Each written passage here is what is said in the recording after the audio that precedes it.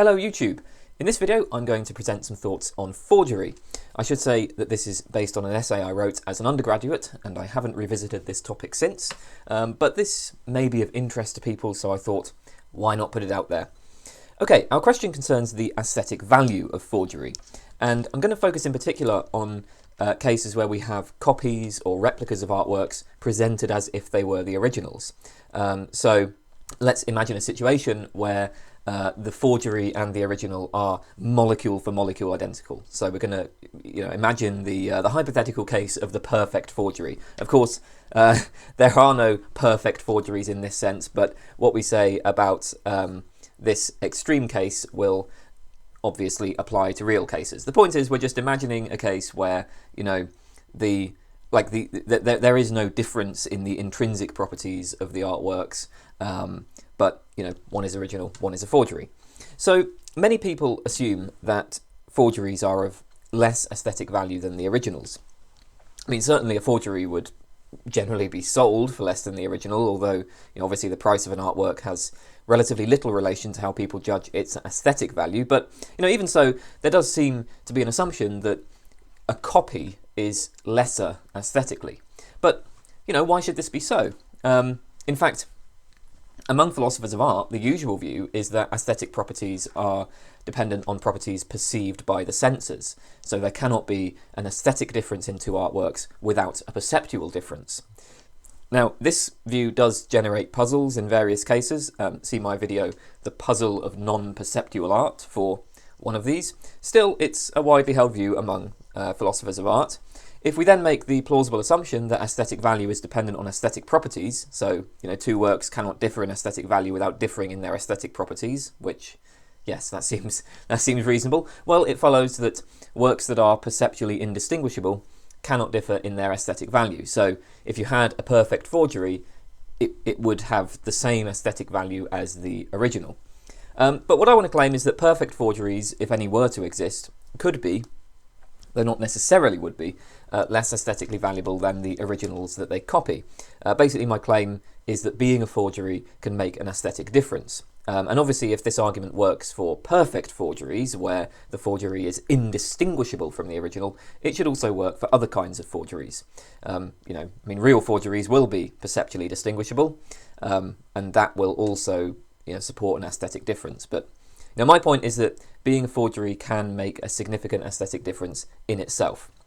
Okay, so why might a perfect forgery, or just generally a copy, be less aesthetically valuable?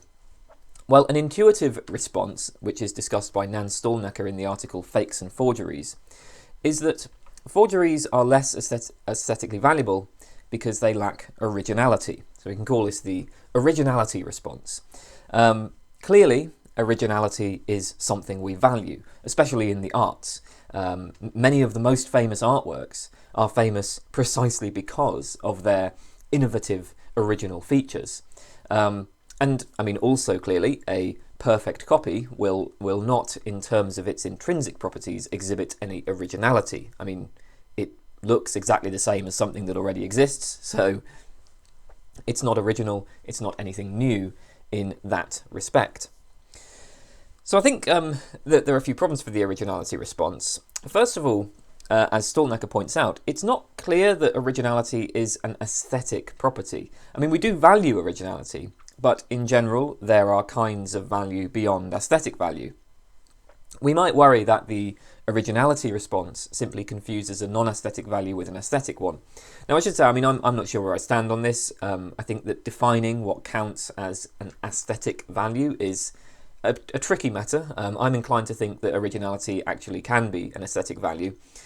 Even so, it seems like, if we're going to try to explain why perfect copies would be aesthetically deficient, it would be better to appeal to properties that are less controversial, that are less controversially aesthetic, right? That are less controversial when taken as grounding aesthetic value.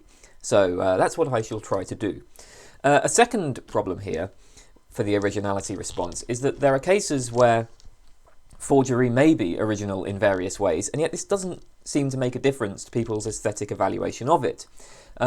So imagine a forger who develops a special computer program for scanning the original piece of art, or develops special printing techniques or innovative ways of treating the canvas and paint and so on to make them seem as if they had the right age. All of these inventions may be highly original, and so what went into the creation of the artwork that may have involved a lot of originality.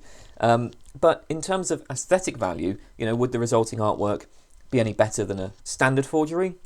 I mean, my own intuition here is that this makes no difference. We may well value the new techniques for the technological applications that they promise, but they, in themselves, they have no aesthetic relevance.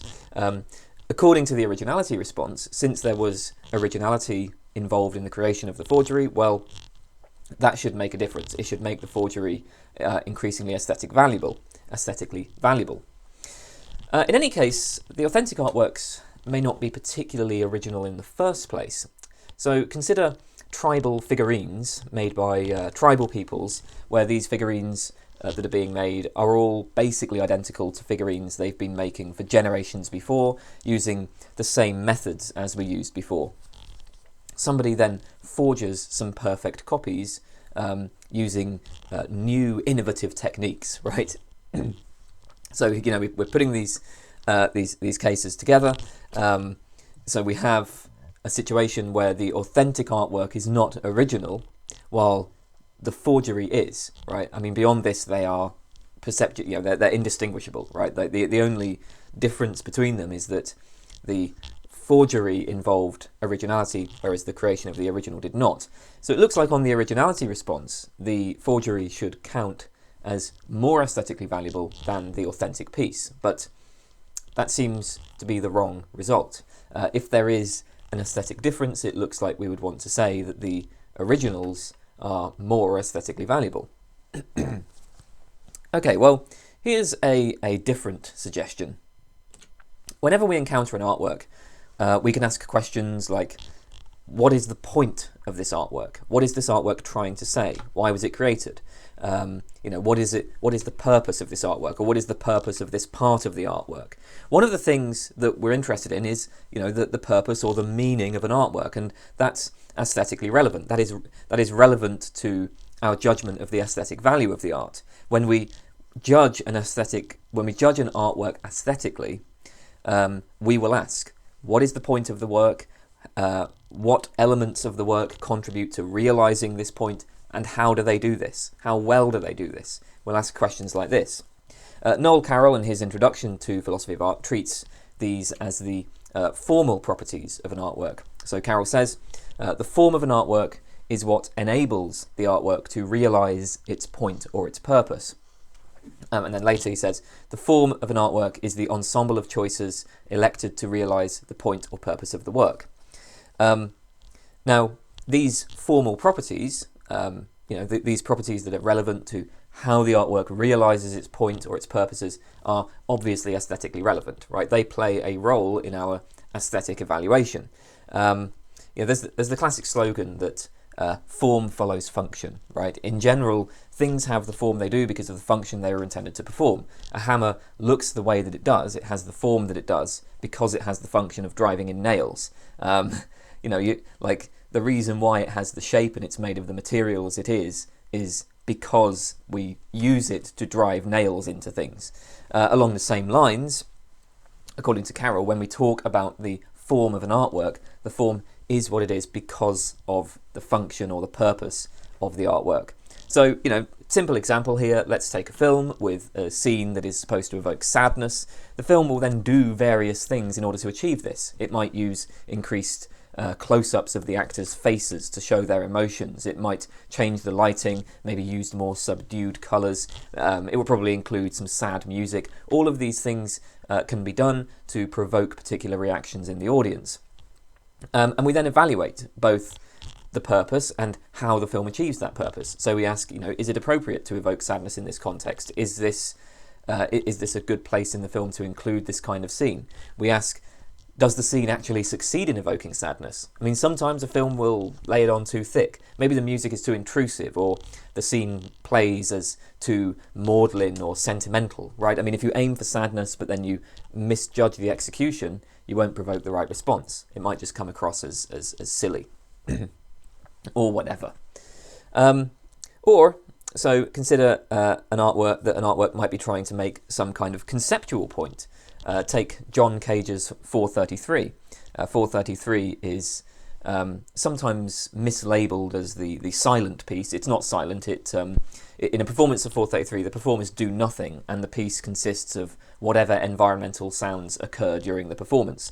Now, it's impossible, I think, to properly evaluate 433 without knowing something about the point of the piece, without knowing some of the ideas of the piece.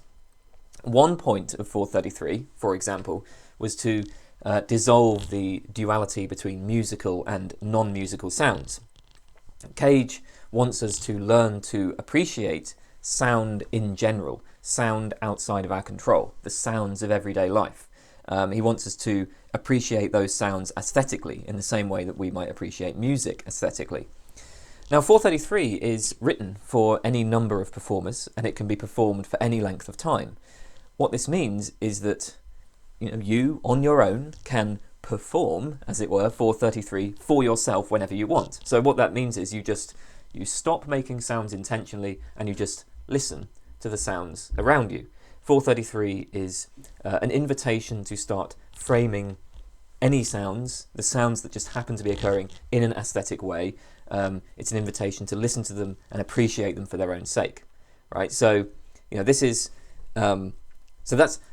that's the point of 433, and you can see that because 433 is written for any number of performers and it has any duration, this means that it like enables just individuals at any time to take that invitation.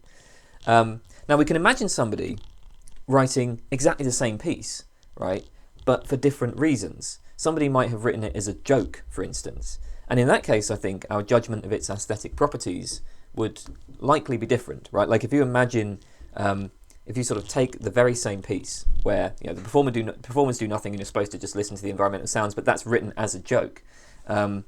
Yes, it seems like you would evaluate that very differently aesthetically than you do Cage's 433.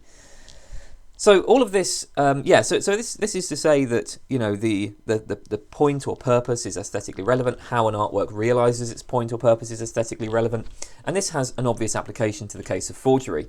With a forgery, even if the forgery is molecule for molecule identical to the original, it will have different points or purposes simply in virtue of being a forgery. So it's reasonable for our aesthetic evaluation of the forgery and the original to differ. So to lay out the argument a bit more formally, so premise one, the formal properties of an artwork are relevant to our aesthetic evaluation of it. Two, the formal properties of an artwork are the ensemble of choices elected to realise the point or purposes of the work. The point or purposes of the forgery are different to the points or purposes of the original. So the formal properties of a forgery are different to the formal properties of the original. So our aesthetic evaluation of a forgery may reasonably differ from our aesthetic evaluation of the original. So that's my suggestion. Now, an initial objection to this view is that there are many cases where we can't know the point or purpose of an artwork. The point of an artwork, it might be said, depends on the intentions of the creator. To know what the point is, we need to know what the creator was trying to do. But the intentions of the creator are often completely opaque to us. We can't, after all, see inside people's minds. Many artists do not explicitly state what they were trying to do. Many others will state what they were trying to do, but they'll either be mistaken, if they're talking about it many years later, or maybe they're just intentionally lying. There are people will do that. People will lie about what their intentions were for one reason or another. What's more, in cases where artworks have more than one creator, there may not be any specific intention behind a specific part. So think of something like Blade Runner, where it has been explicitly stated by the different people who were involved in creating it had different views about whether or not Deckard was a replicant. So, there are a couple of points in response to this. First of all, it does seem to me that there's a pretty wide range of cases where the intentions of the artist can be known or can at least be reasonably inferred from the artwork itself or from other factors. I mean, if it's possible to have knowledge of other minds at all, then surely it's sometimes possible to know what an artist's intentions were. If you if you read a book or watch a film and there's a scene where an important character dies, and there's sort of sad music playing and all that stuff, then yeah, you can say, oh yeah, they were trying to make this scene sad. Or if you listen to an album like Zappa's Joe's Garage, well, it's pretty obvious just from the album itself that one of the things Zappa is doing is satirizing religion. That was one of the things he was trying to do. So yeah, I mean, fair enough, we can't see inside people's minds, but I don't think it's always that difficult to make some reasonable inferences about what the creator's intentions were. But secondly, and I think more importantly, I don't think the intentions of the artist actually matter that much. We can talk about the point of an artwork without considering the artist's intentions. And this is because when we talk about the point of an artwork, we're engaging in interpretation of art. And I mean, we can do that just by engaging with the artwork itself, or maybe also engaging with like the social context in which the artwork was created and so on, ignoring the stated intentions of the artist, because art has, a life of its own and a meaning of its own beyond what was actually going on inside the creators' heads. I mean, I do think that it's reasonable to say, if somebody says, if somebody creates an artwork and you have a different interpretation to the creator. My own feeling here is that there's no reason why the creator's intentions should be taken as kind of trumping all other considerations, or even as necessarily being all that important. My kind of line on this would just be to say, well, people can have their own views about what the point or purpose of an artwork is, and it doesn't really matter if that is contrary to what the artist intended. Okay, so a second objection to my view is that just as on the originality response, it's going to turn out that forgeries are very good, perhaps even better than the originals. After all, the purpose of a forgery is often to deceive or to make a profit, and some of them achieve this purpose very successfully. Or suppose that you're just trying to make a perfect copy even without any deception. Again, it's possible to be very successful with the goal of copying an artwork. So although we can say that the aesthetic value of the original and the forgery will differ, there's a good chance that the forgery will turn out to be superior in virtue of better realising its point. Okay, so again, a couple of responses.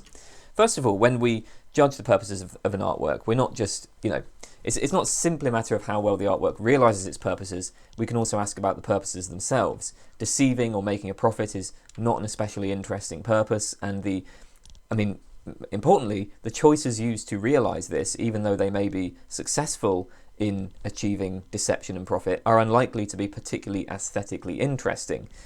So the forger, intending merely to deceive or to make money, will just choose the easiest and cheapest methods that give the best result.